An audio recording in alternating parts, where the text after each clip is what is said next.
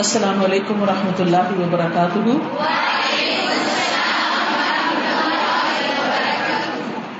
نحمده ونصلي على رسوله الكريم اما بعد فاعوذ بالله من الشيطان الرجيم. بسم الله الرحمن الرحيم. رب اشرح لي صدري ويسر لي امري واحلل عقدة من لساني. باب ابن اخت القوم منهم ومولى القوم منهم. ابن اخت القوم قوم کی بہن کا بیٹا یعنی بھانجا، منہم انہی میں سے ہوتا ہے، یعنی اسی قوم سے بلونگ کرتا ہے. ومولی القوم منہم، اور قوم کا غلام بھی اسی میں سے ہوتا ہے، یعنی اسی قوم کی طرف منسوب ہوتا ہے. حدثنا سلیمان بن حرب حدثنا شعبۃ عن قتادۃ عن انس رضی اللہ عنہ قال دعا النبی صلی اللہ علیہ وسلم الانصار فقال هل فيكم احد من غيركم قالوا لا الا ابن اخت لنا فقال رسول الله صلی اللہ علیہ وسلم ابن اخت القوم منهم. حدثنا سلیمان بن حرب، امام بخاری کہتے ہیں کہ ہم سے سلیمان بن حرب نے روایت کیا، پیچھے ذکر گزر چکا ہے. حدیث کے راوی انس رضی اللہ عنہ ہے، کہتے ہیں دعا بلایا النبی صلی اللہ علیہ وسلم، نبی صلی اللہ علیہ وسلم نے الانصار انصار کو، فقال پھر فرمایا هل فیکم احد من غیرکم، کیا تمہارے اندر تمہارے علاوہ میں سے کوئی اور بھی ہے؟ قالوا لا، وہ کہنے لگے اور کوئی نہیں. یعنی جب انصار کو بلایا تو پوچھا کہ تم ہی لوگ ہو یا کوئی اور بھی تمہارے اندر شامل ہے؟ قالوا لا، نہیں. انہوں نے کہا نہیں، الا ابن اخت لنا، مگر یا سوائے ہماری بہن کے بیٹے کے، یعنی ہمارے بھانجے کے. فقال رسول اللہ صلی اللہ علیہ وسلم، تو رسول اللہ صلی اللہ علیہ وسلم نے فرمایا ابن اخت القوم منہم، کہ کسی قوم کا بھانجا اسی قوم میں داخل ہے، یعنی انہی کا ایک فرد شمار ہوگا، وہ غیر نہیں ہوگا. تو انصار کے اس بھانجے کا نام لقمان بن مقرن، اور بعض نے کہا کہ نعمان بن مقرن تھا، کیونکہ شعبہ کہتے ہیں کہ میں نے معاویہ بن قرہ سے پوچھا کیا آپ نے انس کو یہ فرماتے ہوئے سنا کہ رسول اللہ صلی اللہ علیہ وسلم نے لقمان بن مقرن سے کہا تھا کہ قوم کا بھانجا انہی میں شمار ہوتا ہے؟ تو انہوں نے جواب دیا ہاں. باب قصۃ الحبش وقول النبی صلی اللہ علیہ وسلم یا بنی ارفدہ، باب حبشیوں کے قصے کے بارے میں اور نبی صلی اللہ علیہ وسلم کا قول یا بنی ارفدہ، اے بنو ارفدہ. ارفدہ جو ہے یہ حبشیوں کے جد اعلیٰ کا نام ہے. کہتے ہیں کہ حبشی حبش بن کوش بن حام بن نوح کی اولاد میں سے ایک زمانے میں تمام عربوں پر غالب آ گئے تھے. انہی کے بادشاہ ابرہہ نے کعبہ کو گرانا چاہا تھا، تو انہوں نے ایک دفعہ مسجد نبوی میں کچھ کھیل دکھائے تھے. تو حضرت عمر اس پر ناراض ہونے لگے، تو آپ صلی اللہ علیہ وسلم نے ان کو منع کیا اور بنو ارفدہ کو کہا، حبشیوں کو کہا جو کھیل رہے تھے کہ تم آرام سے کھیلتے رہو، کچھ نہیں ہوتا. حدثنا یحیی بن بکیر حدثنا اللیث عن عقیل عن ابن شہاب عن عروۃ عن عائشہ ان ابا بکر رضی اللہ عنہ دخل علیہا. حضرت عائشہ کہتی ہیں کہ ابو بکر رضی اللہ عنہ ان پر داخل ہوئے، یعنی ان کے پاس آئے. وعندها جاریتان، اور ان کے پاس یعنی حضرت عائشہ کے پاس دو بچیاں تھیں. فی ایام منا، منا کے دنوں میں، یعنی انصار کی دو بچیاں ان کے پاس بیٹھی ہوئی تھیں. تدففان و تضربان، وہ دونوں دف بجا رہی تھیں، گا رہی تھیں. والنبی صلی اللہ علیہ وسلم، اور نبی صلی اللہ علیہ وسلم متغشن بثوبہ، اپنا کپڑا ڈھانپے ہوئے تھے یا اوڑے ہوئے تھے، یعنی اپنا چہرہ ڈھانپ کے لیٹے ہوئے تھے چادر میں. فانتہرہما ابو بکر، تو ابو بکر رضی اللہ عنہ نے ان دونوں بچیوں کو ڈانٹا. فکشف النبی صلی اللہ علیہ وسلم، تو نبی صلی اللہ علیہ وسلم نے اپنا چہرہ کھولا، یعنی چادر سے منہ باہر نکالا. عن وجہہ، اپنے چہرے سے کپڑا ہٹایا. فقال دعہما یا ابا بکر، فرمایا اے ابو بکر ان کو چھوڑ دو. فإنها ایام عید، کیونکہ یہ تو عید کے دن ہیں. وتلک الایام ایام منا، اور وہ دن منا کے دن تھے، یعنی ذوالحجہ کی 10ویں 11ویں 12ویں کے. وقالت عائشہ، اور حضرت عائشہ کہتی ہیں، رأیت النبی صلی اللہ علیہ وسلم یسترنی وانا انظر الی الحبشۃ، میں نے نبی صلی اللہ علیہ وسلم کو دیکھا کہ آپ مجھے چھپائے ہوئے تھے، وانا انظر، اور میں دیکھ رہی تھی، الی الحبشۃ، حبشیوں کی طرف، وہم یلعبون فی المسجد، اور وہ مسجد میں یعنی مسجد کے صحن میں کھیل رہے تھے، کھیل تماشے اپنے دکھا رہے تھے. فزجرہم عمر، تو حضرت عمر نے ان کو ڈانٹ دیا کہ یہاں مسجد میں یہ کیا کر رہے ہو. فقال النبی صلی اللہ علیہ وسلم، تو نبی صلی اللہ علیہ وسلم نے فرمایا، دعہم، انہیں چھوڑ دو، امنن بنی ارفدہ، بنو ارفدہ امن سے کھیلو، یعنی من الامن، بے فکر ہو کر، امن سے. تو ان دو روایات کو یا دو واقعات کو ایک روایت میں اکٹھا کیا گیا ہے، جس سے ایک مناسب حد تک کھیل کود اور گانا بجانے کا جواز ملتا ہے. لیکن یہ گانا بجانا کیا تھا؟ یہ صرف عید کے دن چھوٹی بچیوں کا تھا جو دف بجا رہی تھی. دف ہوتا ہے چمڑے کا ایک برتن جس کی ایک طرف کھلی ہوتی ہے اور ایک طرف چمڑا لگا ہوتا ہے، جیسے چھلنی ہوتی ہے نا ہماری بڑی چھلنی، سمجھے کہ اسی شیپ کا ہوتا ہے. اور جیسے چھلنی کا ایک سائڈ جس نیچے جس میں سوراخ ہوتے ہیں اور اوپر کی سائڈ خالی ہوتی ہے، تو اسی طرح یہ اسی سائز کا عام طور پر بنایا جاتا ہے. اور اس کو الٹا کر کے، جیسے آپ یوں سمجھے جیسے چھلنی الٹی رکھ دی ہو، اس کو الٹا کر کے اس کے اوپر ہاتھ مارتے ہیں خاص طریقے سے، جس سے آواز پیدا ہوتی ہے. تو اس کی اجازت ہے، اور یہ کوئی بہت ایسی آواز نہیں ہوتی کہ جس سے کوئی فتنہ پھیلے، لیکن تھوڑی سی ایسی بیٹ ہوتی ہے کہ جس سے ایک فضا میں ایک رنگ پیدا ہو جاتا ہے. لیکن اس سے جواز لے کر ہر قسم کی میوزک کو حلال کرنا درست نہیں. پچھلے دنوں ایک بچی میرے پاس آئی، کہنے لگی کہ میوزک حلال ہے یا حرام ہے، سن سکتے ہیں یا نہیں سن سکتے. میں نے بہت لوگوں سے یہ سوال کیا ہے تو مجھے کوئی سیٹسفیکٹری آنسر نہیں ملا، تو مجھے کیا کرنا چاہیے، آپ مجھے اس سوال کا جواب دیں. تو میں نے اسی سے سوال کیا کہ آپ مجھے بتائیے کہ میوزک سننے سے پہلے اور بعد میں کیا دل کی حالت ایک ہی رہتی؟ نہیں، ایک نہیں رہتی، بدلتی. کیا وہ حالت پہلے سے اچھی ہو جاتی ہے، ایمان میں اضافہ ہو جاتا ہے، یا اس میں کمی آتی ہے؟ دل کی غفلت ختم ہوتی ہے یا غفلت بڑھ جاتی ہے؟ کیا وہ بول جو اس میں سنے جاتے ہیں وہ اسی وقت سن کے ختم ہو جاتے ہیں، یا بعد میں ہماری زبان پہ چڑھ جاتے ہیں اور ہمارے گفتگو کا حصہ یا گنگناہٹ کا حصہ بن جاتے ہیں؟ کیا جو کچھ ہم اس میں پڑھ رہے ہوتے ہیں، جو بھی سانگ سنگ کر رہے ہوتے ہیں، کیا وہ سانگ زیادہ بہتر ہوتا ہے یا اس کے مقابلے میں کوئی اللہ کا ذکر بہتر ہوتا ہے؟ کیا وہ الفاظ کچھ بامعنی ہوتے ہیں یا کچھ ایسے ہی بے معنی لفظ جوڑ توڑ کے بنائے گئے ہوتے ہیں؟ تو آخر وہ کہتی کہ مجھے بات سمجھ میں آ گئی، اس کو حرام حلال نہ کہا جائے، بلکہ یہ دیکھا جائے کہ اگر اس سے روکا گیا ہے تو کیوں روکا گیا ہے، مقصد کیا ہے.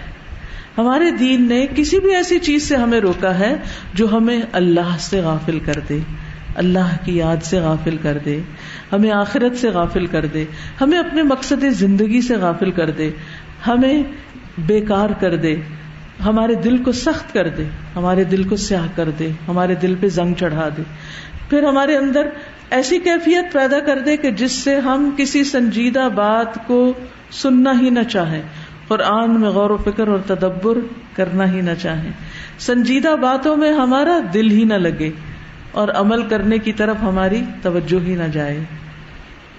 سوچئے جو کچھ گانوں کے الفاظ ہیں وہ ہمارے اعمال نامے میں جب لکھے جاتے ہیں تو قیامت کے دن وہ اعمال نامہ جب کہیں گے ہاؤ مقرؤ کتابیہ، آؤ میرا اعمال نامہ پڑھو، کیا پڑھ کے لوگوں کو سنائیں گی؟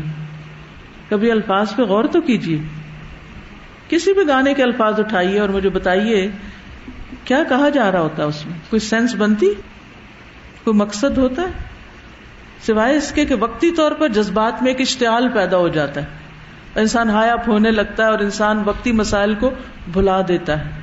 اور اس کے بعد کیا ہوتا ہے، جب وہ ختم ہوتا ہے، جب اس کا نشہ اترتا ہے تو پھر بعض اوقات پہلے سے بھی حال خراب ہوتا ہے.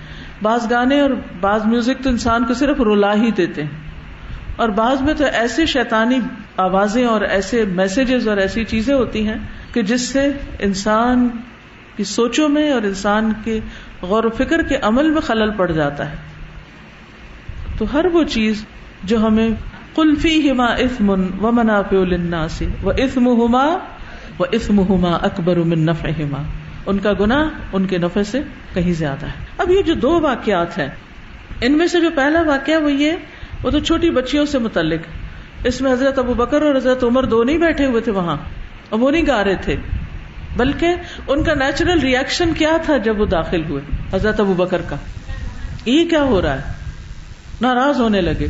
تو نبی صلی اللہ علیہ وسلم فرمایا عید کا دن ہے، چھوٹی بچیاں ہیں، اور آپ خود اس میں شریک نہیں تھے. اگر شریک ہوتے ہیں، کیونکہ آپ ہر ایک کی بات تو توجہ سے سنتے تھے، اپنا پورا رخ اس کی طرف کر لیتے تھے، لیکن اس موقع پر آپ نے کیا کیا؟ توجہ نہیں کیا، آپ اپنے ایک طرف آرام کر رہے تھے. چہرے پہ بھی کپڑا ڈالا ہوا تھا، کہ آپ اس میں خود شریک نہیں تھے. اور دوسرے موقع پر حضرت عمر دیکھیے وہ کیا کرتے ہیں. انہیں پتا ہے کہ نبی صلی اللہ علیہ وسلم بھی کھڑے ہیں اور حضرت عائشہ بھی کھڑی ہیں، اور ایک جنگی مشق ہو رہی ہے. وہ عام کھیلوں کی طرح کوئی کھیل نہیں تھا، وہ ایک بڑا بامقصد کھیل تھا. اس کے باوجود نے کہا کہ مسجد میں یہ کیا ہو رہا ہے، تو اس پر پسندیدگی کا اظہار نہیں کیا. لیکن نبی صلی اللہ علیہ وسلم فرمایا کہ نہیں، یہ ایک بامقصد کھیل ہے، کھیلنے دو، امن سے کھیلو، اس میں کوئی حرج نہیں. تو ایز لانگ ایز اگر پوئٹری بامقصد ہو، ایز لانگ ایز اگر کھیل بامقصد ہو، آپ کے ایمان میں اضافہ کرنے والا ہو، آپ کے اندر علم نافع میں اضافہ کرنے والا ہو، آپ کے اندر خیر اور بھلائی کے جذبات پیدا کرنے والا ہو، تو اس میں حرج نہیں.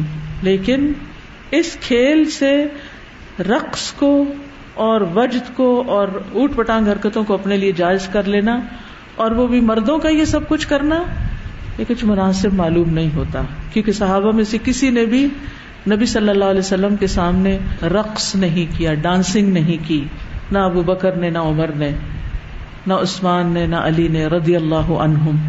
تو جو چیز صحابہ نے نہیں کی، تابعین نے نہیں کی، تبع تابعین نے نہیں کی، بعد میں لوگوں نے اس کو دین کا حصہ بنا لیا اور سما اور وجد کو دین میں شامل کر لیا، تو اس کا دین سے کوئی تعلق نہیں. اور بعض لوگوں نے کہا کہ ہم مذہبی جو چیزیں ہیں ان کو پروموٹ کر رہے ہیں، لیکن ایسی مذہبی چیزوں کو پروموٹ کرنے سے پہلے قرآن و سنت کو سیکھ لیں اور ان میں غور و فکر اور تدبر کر لیں، اور پھر ان چیزوں کی طرف آئیں یا ان سے اخذ کر کے ان میں معنی لائیں.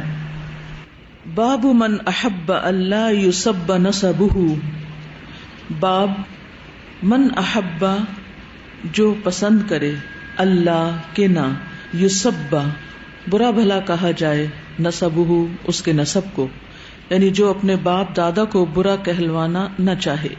حدثنا عثمان بن ابی شیبۃ حدثنا عبدۃ عن ہشام عن ابیہ عن عائشہ رضی اللہ عنہا قالت استأذن حسان بن ثابت النبی صلی اللہ علیہ وسلم فی ہجاء المشرکین قال کیف بنسبی فیہم قال حسان لأسلنک منہم کما تسل الشعرة من العجین.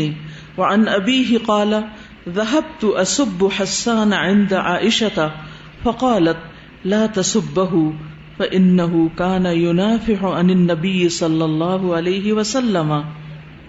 امام بخاری کہتے ہیں کہ ہم سے عثمان بن ابی شیبہ ابراہیم بن عثمان العبسی نے بیان کیا، اور انہوں نے عبدہ سے اور انہوں نے ہشام سے، عن ابیہ اور ہشام نے اپنے باپ سے جو عروہ بن زبیر ہیں، عن عائشہ اور عروہ بن زبیر حضرت عائشہ سے روایت کرتے ہیں رضی اللہ عنہا، اللہ ان سے راضی ہو. قالت وہ کہتی ہیں استأذن اجازت مانگی، حسان بن ثابت رضی اللہ عنہ نے، النبی صلی اللہ علیہ وسلم نبی صلی اللہ علیہ وسلم سے، فی ہجاء المشرکین مشرکین کی حجب کرنے کے بارے میں. حسان بن ثابت شاعر تھے، نبی صلی اللہ علیہ وسلم کے خاص شاعر تھے، جنہیں آپ نے اس بات کی بھی اجازت دی تھی کہ وہ مسجد کے ممبر پر کھڑے ہو کر شعر کہہ سکیں. نبی صلی اللہ علیہ وسلم جس دور میں تشریف لائے تھے اس میں شعر و شاعری کا بہت چرچا تھا، اور کسی بھی قبیلے کے اندر شاعر کے ہونے کا مطلب یہ تھا کہ وہ بہت ہی اسٹرانگ قبیلہ ہے. یوں سمجھیے کہ اس دور کی شاعری آج کل کا میڈیا تھی، یعنی جیسے آج کل اگر میڈیا کسی کے پاس ہے یا کوئی اس کا مالک ہے یا کسی کے پاس اسٹرانگ کمیونیکیشن کے ذرائع ہیں، تو وہ نیشن اتنی ہی اسٹرانگ شمار ہوتی ہے، کیونکہ وہ اپنے بارے میں صحیح طور پر پروپیگنڈا کر سکتی ہے، اپنے مقاصد کو، اپنے نظریات کو، اپنے خیالات کو، اپنی باتوں کو دور دور تک پھیلا سکتی ہے. اور خیالات ہی ایسی چیزیں ہوتی ہیں کہ جس سے لوگ یا ہدایت پاتے ہیں اور یا گمراہ ہو جاتے ہیں. تو اس دور میں سب سے مؤثر ذریعہ اپنی بات کو کسی تک پہنچانے کا نثر نہیں تھی، شاعری تھی. لہذا قبیلوں کے باہم مقابلے یا تو میدان جنگ میں ہوتے یا شعر و شاعری کے ذریعے ہوتے. ایک قبیلے کا ایک شاعر دوسرے قبیلے کے بارے میں اگر حجب کہتا، حجب کا معنی ہے کسی کے عیب اور نقص بیان کرنا، اسے برا بھلا کہنا، اس کو کرٹیسائز کرنا شعر و شاعری کے ذریعے. تو جواب میں ضروری تھا کہ وہ بھی شعر و شاعری ہی کے ذریعے اس کا توڑ کرے، رد کرے. تو مشرکین نے جب نبی صلی اللہ علیہ وسلم کی حجب کی، یعنی آپ کے بارے میں بری بھلی باتیں کی، تو حسان بن ثابت جو کہ مسلمان تھے، 60 سال کی عمر میں مسلمان ہوئے اور اسلام میں بھی 60 سال تک جیے، یعنی 120 سال کے ہو کر فوت ہوئے. تو ان کے بے شمار قصیدے، یعنی بہت ہی زبردست قسم کے مضبوط شاعر تھے. تو انہوں نے نبی صلی اللہ علیہ وسلم سے اجازت لی کہ مجھے آپ شعر کہنے دیں کہ میں مشرکین کو جواب دوں. تو آپ صلی اللہ علیہ وسلم نے فرمایا، قال کیفا، کس طرح یہ کرو گے، بنسبی فیہم، کہ میرا نسب بھی انہی کے اندر ہے، یعنی میں بھی قریش سے بلانگ کرتا ہوں، تو اگر تم قریش کو برا بھلا کہو گے تو میں اس میں شامل ہو جاؤں گا. تو یہ پھر کیسے ہوگا؟